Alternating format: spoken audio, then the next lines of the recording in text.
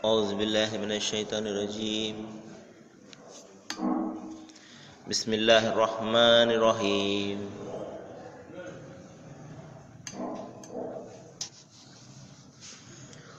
ومن آياته خلق السماوات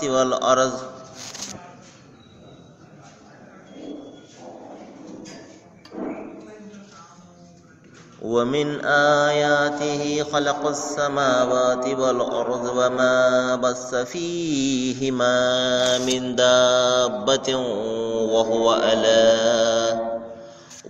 على جمعهم إذا يشاء قدير.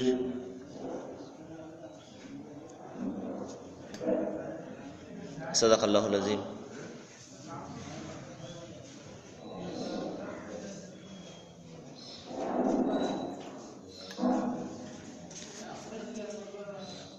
అనంత కరుణామయుడు, అపార కృపాశీలుడు,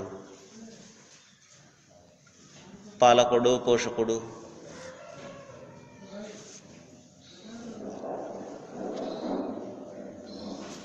సర్వలోక ప్రభు అయిన అల్లా శుభనామంతో ప్రారంభిస్తున్నాను. సోదర సోదరిమణులారా, అయ్యలారా, అమ్మలారా, అస్సలాము అలైకుం రహమతుల్లాహి వబరకాతుహు. సర్వలోక ప్రభు సర్వేశ్వరుడు మనందరి జీవితాలలో శాంతిని, శుభాలను కురిపించునుగాక. ఆమీన్. ఇంతవరకు మనము మానవులందరి మార్గదర్శక గ్రంథమైన దివ్య ఖురాన్ నుండి కొన్ని అరబీ వాక్యాలు వినడం జరిగింది. దీని అర్థం ఏమిటంటే, సృష్టి ప్రభువు తెలియజేస్తున్నాడు, మీపై ఏదైనా ఒక ఆపద కానీ కష్టం కానీ వచ్చిందంటే అది మీరు మీ చేజేతులా చేసుకున్న దాని ఫలితమే. చాలా పొరపాట్లను దైవం ఇట్టే మన్నించి వేస్తాడు. మీరు భూమిలోనూ ఆయనను అసక్తుడిగా చేయలేరు. మరి ఆయనకు వ్యతిరేకంగా మీకు సహాయపడేవాడు కానీ రక్షించేవాడు కానీ ఎవరు ఉండరు. సోదరులారా, ఈ వాక్యాలలో సృష్టి ప్రభు మరి మనము ఏదైతే చేస్తామో వాటి ఫలితంగానే మన మీదకు కష్టాలు, ఆపదల రూపంలో అది వచ్చి పడుతుంది అని దైవం సెలవిస్తున్నాడు. సహజంగా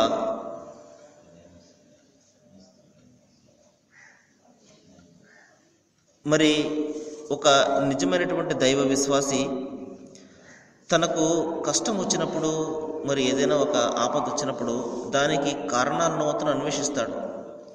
ఊరికే అతను ప్రజలను నిందించడు, దైవాన్ని కూడా నిందించడు. ఏ కారణం చేత నాకు ఈ పరిస్థితి దాపురించింది, ఏ కారణం చేత నేను ఇన్ని కష్టాలు పడుతున్నాను, దీనికి కారణం ఏమిటి?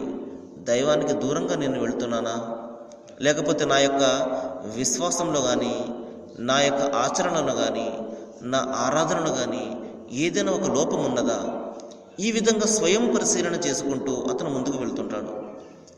మహాప్రవక్త ముహమ్మద్ సల్లల్లాహు అలైహి వసల్లం వారు ఒక ప్రవచనంలో ఈ విధంగా తెలియజేశారు.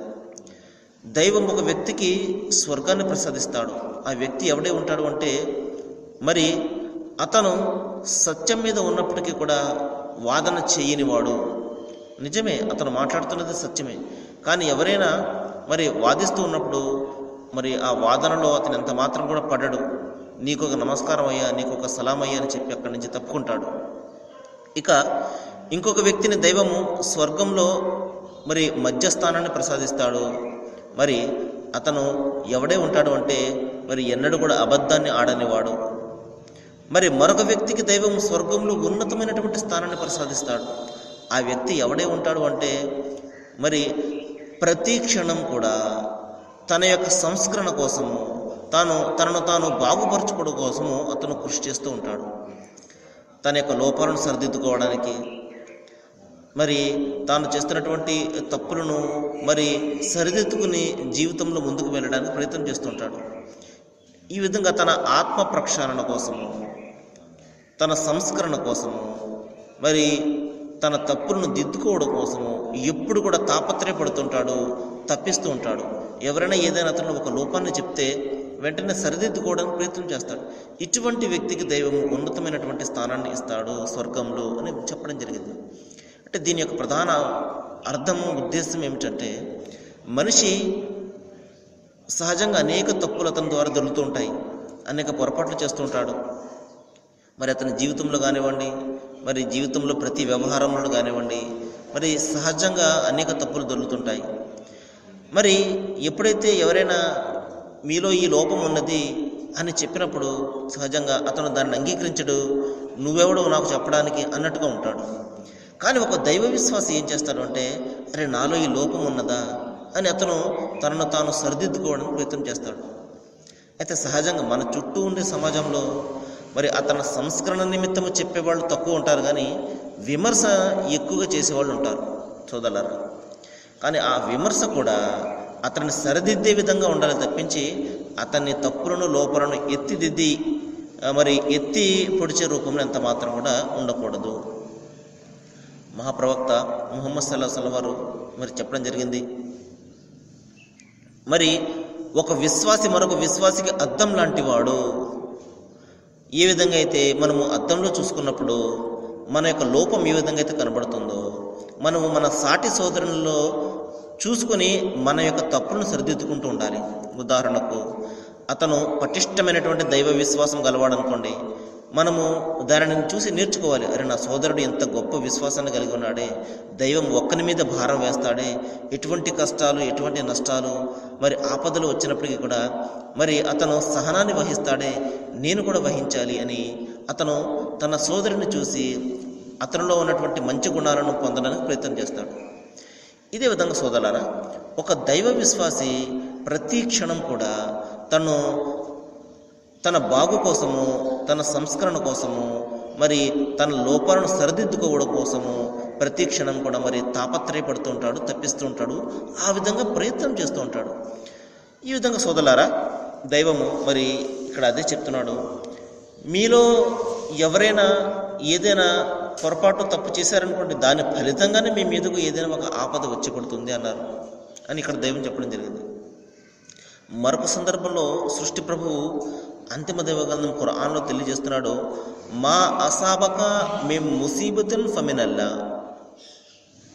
వమా అసాబక సయ్యిఅతిన్ ఫమిన్ నఫ్సిక.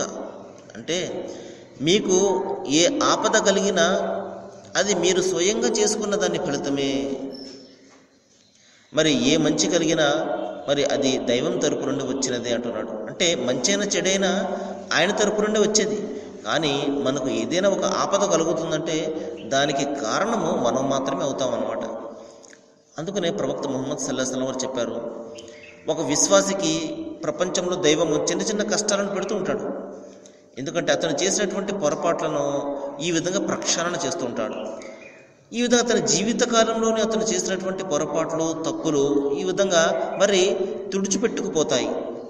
మరి పరలోకంలో ప్రళయం తర్వాత మరి మరణం తర్వాత తన ప్రభువును కలుసుకున్నప్పుడు అతనిలో పొరపాట్లు, తప్పులు ఏమీ కూడా లేకుండా పుణ్యాలు మాత్రమే మిగిలి ఉంటాయి. ఈ విధంగా సోదరులారా, ప్రవక్త వారు చెప్పారు, విశ్వాసికి దైవము ఈ విధంగా చిన్న చిన్న కష్టాల రూపంలో మరి ఆపదల రూపంలో అతనిని ప్రక్షాళన చేస్తాడు అన్నారు. చివరికి ఒక చిన్న జ్వరం వచ్చినప్పటికీ కూడా, కనీసం అతని కాలిలో చిన్న ముళ్ళు గుచ్చుకున్నప్పటికీ కూడా దాని ఫలితంగా దైవము అతని పాపాలను, అతని చిన్న చిన్న తప్పులు, పెద్ద ఘోర పాపాలు కాదు సోదరులను, ఘోరమైనటువంటి పాపాలు కొన్ని ఉన్నాయి. దైవానికి సాటి కల్పించడము, మనుషులను దైవాలుగా భావించడము, ఇంకా మరి హత్య చేయడము, వ్యభిచారం చేయడము, భయంకరమైనటువంటి మరి తల్లిదండ్రులను నిరాకరించడము ఇత్యాది భయంకరమైనటువంటి ఘోర పాపాలు కాదు. అలా కాకుండా చిన్న తప్పులు, చిన్న పొరపాట్లు ఏదైతే మనిషి చేస్తూ ఉంటాడో తన జీవితకాలంలో, ఇటువంటి పాపాలను, తప్పులను దైవము చిన్న చిన్న కష్టాల ద్వారా మరి తొలగించి వేస్తాడు. మరి ఘోర పాపాల నుండి ఎలాగంటే బయటపడ్డాము అన్న ప్రశ్న వస్తే దానికి పాప క్షమాపణ చేసుకోవాలి, దైవం వైపునకు తిరగాలి, మరి క్షమాపణ వేడుకుని పశ్చాత్తాపంతో క్షమాపణ వేడుకుని మరి ఎన్నడూ కూడా ఆ తప్పు చేయనప్పుడు అప్పుడు ఆ ఘోర పాపాలను దైవం క్షమించే అవకాశం ఉన్నది. అయితే ఇంకొక తప్పు ఉన్నది, ఇంకొక భయంకరమైనటువంటి పాపం ఉన్నది. దానికి నిష్కృతే లేదు, క్షమాపణ లేదు. అదేంటంటే అంతిమ దైవగ్రంథం ఖురాన్లో దైవం సెలవిస్తున్నాడు, మరి ఇన్నల్లాహ లా యగఫిరు ఐ యుష్రికి బిల్లా, ఎవరైతే దైవానికి సాటి కల్పిస్తారో, ఆయన అస్తిత్వంలో కానివ్వండి, అంటే ఆయన ఒక్కడు కాదండి, ముగ్గురండి, లేకపోతే 3 కోట్ల మంది అని ఆయన అస్తిత్వంలో ఎవరైతే సాటి కల్పిస్తారో, మరి ఆయన గుణగణాలలో దైవం కూడా పుడతాడండి, దైవం కూడా చనిపోతాడండి, మరి దైవం కూడా ఈ విధంగా బాధలు పడతాడండి, ఆయనకు కూడా మనిషి మళ్ళీ మరి భార్య బిడ్డలు ఉంటారండి. ఈ విధంగా ఆయన గుణగణాలను ఎవరైతే సాటి కల్పిస్తారో, మరి ఎవరైతే ఆయనకు సాటిని మరి మానవులను తీసుకువచ్చే దేవుని యొక్క స్థానాన్ని ఇస్తారో, ఈ భయంకరమైనటువంటి పాపానికి సోదరులారా దైవం ఎన్నడూ కూడా మరి క్షమాపణ అనేది ప్రసాదించడు. ఒకవేళ అతను తప్పు తెలుసుకుని తన జీవితంలో తన తప్పును సరిదిద్దుకొని దైవ వైపునకు మారు మనస్సు పొంది దైవ వైపునకు మరి మరలినప్పుడు, పశ్చాత్తాపంతో క్షమాపణ వేడుకున్నప్పుడు, మరి ఎన్నడూ కూడా అతని జీవితంలో మరలా ఈ తప్పు చేయనప్పుడు, అప్పుడు ఆ పాపానికి క్షమాపణ ఉంటుంది.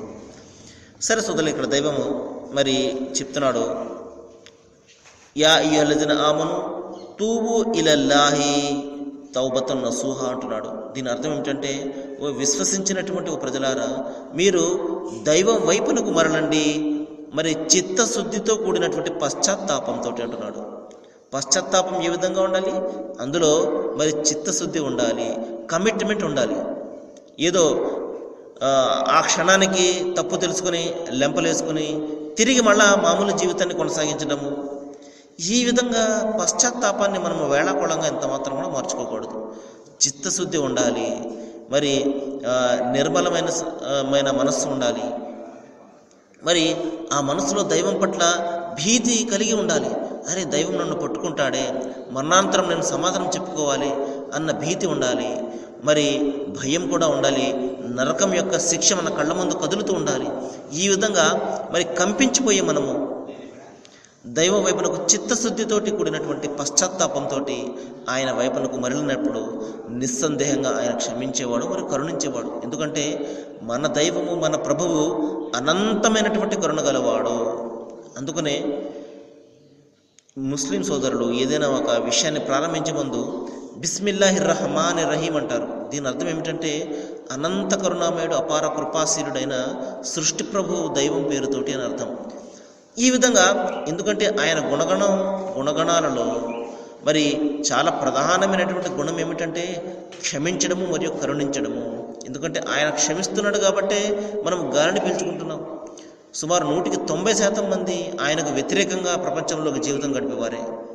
చెప్పుకోవడానికైతే దైవ భక్తులమని, దైవం పట్ల భయం ఉన్న వాళ్ళమని మనం అందరం కూడా ఒకే చెప్పుకుంటాం.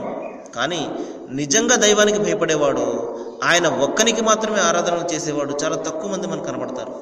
అయినప్పటికీ కూడా దైవము, సృష్టి ప్రభువు ఏ అనుగ్రహాలను కూడా ఆపడం లేదు. ఎందుకంటే ఇదంతా కూడా ఆయన కారుణ్యం వలనే ఇది సాధ్యమవుతుంది.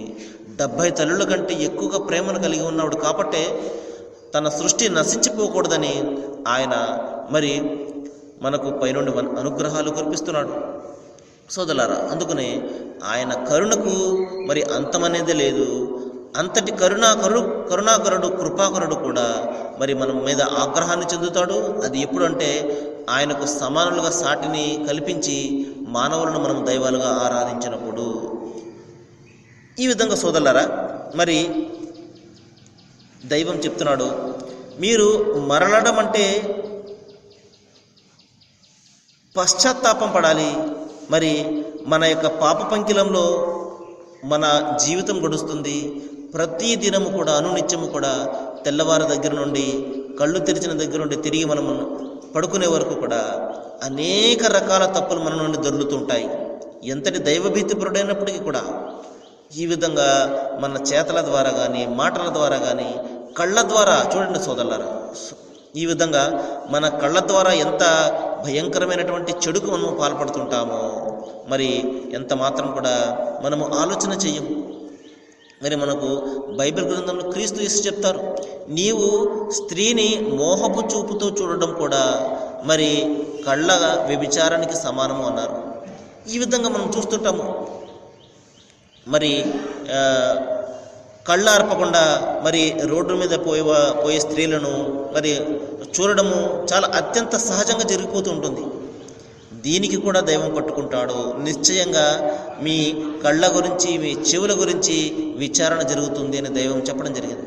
ఈ విధంగా సోదరులారా, ఈ భయంకరమైనటువంటి ఆకర్షణీయ ప్రపంచంలో మరి జీవితం గడపడం అంటే అది మరి మన చేతిలో నిప్పు కణికను పట్టుకున్నట్లే. కాబట్టి సోదరులారా, మరి అత్యంత జాగ్రత్తతోటి మనము జీవితాన్ని గడపాలి.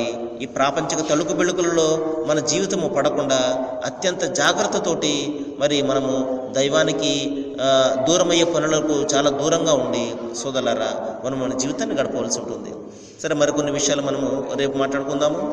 ఈ రోజున శుక్రవారం సోదరులారా 9 నుండి 9:30 గంటల వరకు మరి ఖురాన్ సందేశం అనే కార్యక్రమము సిసిసి ఛానల్లో మరి ప్రసారం అవుతుంది. అందులో ఫోన్ నెంబర్ కూడా ఇవ్వబడుతుంది. మీకు ఏదైనా సందేహాలు ఉన్నట్లయితే ఫోన్ చేసి సందేహాలను తీర్చుకోండి. మరి జ్ఞానాన్ని పెంచుకోండి. నిశ్చయంగా జ్ఞానం అనేది దైవం యొక్క అస్తిత్వాన్ని, ఆయన యొక్క గుణగణాల గురించి మనకు స్పష్టంగా చెప్తుంది. ఎప్పుడైతే ఈ విషయాలు మనకు తెలుస్తాయో నిజ దైవాన్ని గుర్తించే అవకాశం ఉంటుంది. సృష్టి ప్రభు వల్ల అందరికీ కూడా మంచిని చేయాలని నేను వేడుకుంటూ ముగిస్తున్నాను. వాకులు దవన అనిల్ హమ్దులిల్లాహి రబ్బిల్ ఆలమీన్. అస్సలాము అలైకుం.